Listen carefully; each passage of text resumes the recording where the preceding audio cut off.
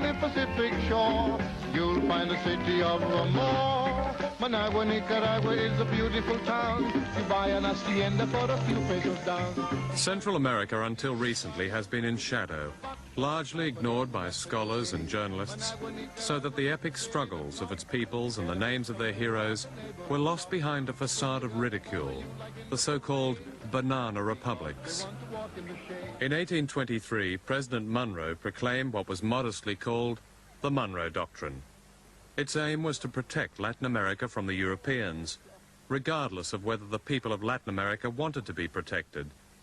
This paternalism later became known as America's manifest destiny, that is, America's God-given right to control its own hemisphere.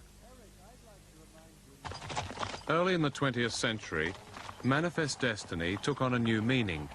It was now a crusade against Bolshevism, an imagined red threat in America's backyard. In 1912, US Marines landed in Nicaragua to protect democracy, as they put it, and to hold elections. But people in Nicaragua didn't want a foreign army to organize their elections, and resistance began behind a leader who said, "The issue is that the United States has no right to invade and humiliate a small country." His name was Augusto Sandino. He was a liberal and a nationalist, not a Marxist, and the Americans made the mistake of dismissing him as a bandit. Central America, said US Undersecretary of State Richard Olds, has always understood that governments which we recognize and support stay in power, while those we do not recognize and support fail. Major General Smedley Butler of the United States Marines later described his role with disarming frankness. "I was a racketeer for capitalism," he said. "I helped purify Nicaragua for international banking.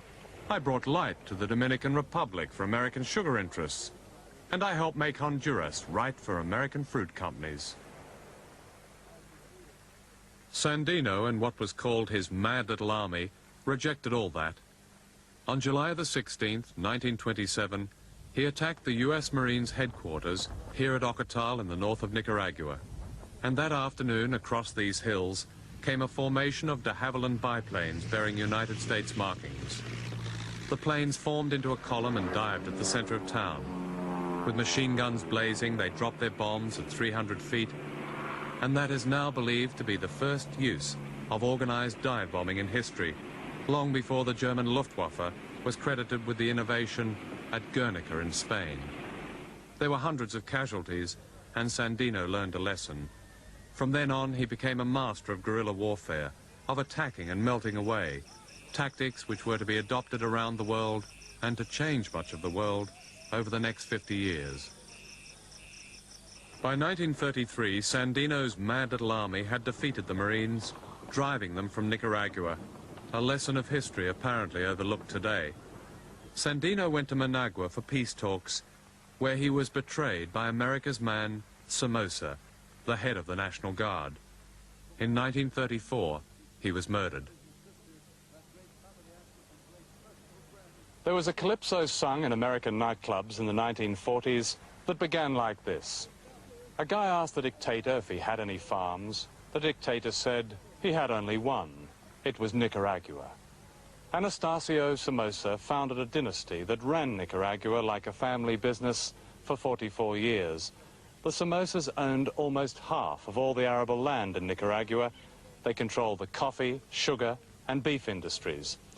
Nothing was overlooked. They owned the national airline outright. If you bought a Mercedes car, you bought it from a Somoza company. Even the paving stones in the streets were made by a Somoza cement factory, which got the contract from a Somoza ministry, and of course the profits went to El Presidente. The Somozas were protected by a private army called the National Guard, which the United States created, paid, and armed. Somoza called them his boys, and they tortured almost as a sport. This is the Messiah volcano, which, as you can see, is very much alive. One of the delights of Somoza's boys was to drop his opponents from helicopters into the volcano. The official American attitude to Somoza was best summed up by President Roosevelt. That guy, he said, may be a son of a bitch, but he's our son of a bitch. The first Somoza began his career as a sewerage inspector and went on to own the sewers of Nicaragua, right up to the manhole covers. This is the remains of another Somoza interest after the Sandinistas had got through with it, a notorious blood factory known as the House of Dracula, to which poor Nicaraguans would sell their blood for as little as $1 a litre in order to buy food. The blood would then be sold to the United States for 10 times that amount. The year was 1978, 1 year before the uprising. This was Somoza's National Guard, or Death. 1898, President McKinley orders US troops to invade Cuba. 1905, President Theodore Roosevelt orders the invasion of Honduras. 1912, President Taft orders the invasion of Nicaragua. 1914 to 18, President Wilson invades Haiti, Cuba, and Panama. 1924 to 26, President Coolidge invades Nicaragua and Honduras. 1954, Eisenhower approves the overthrow of the elected government of Guatemala. 1961, Kennedy approves a CIA invasion of Cuba. 1965, Johnson invades the Dominican Republic. 1973, Nixon approves the overthrow of the elected government of Chile. 1981, President Reagan approves the CIA secret war against Nicaragua. 1983, President Reagan orders the invasion of Grenada. Their legacy is this remarkable United States military encirclement of the region, a vast ring of Americans on land, sea, and in the air, allowing a rapid deployment force to cover any eventuality, Grenada being the latest example.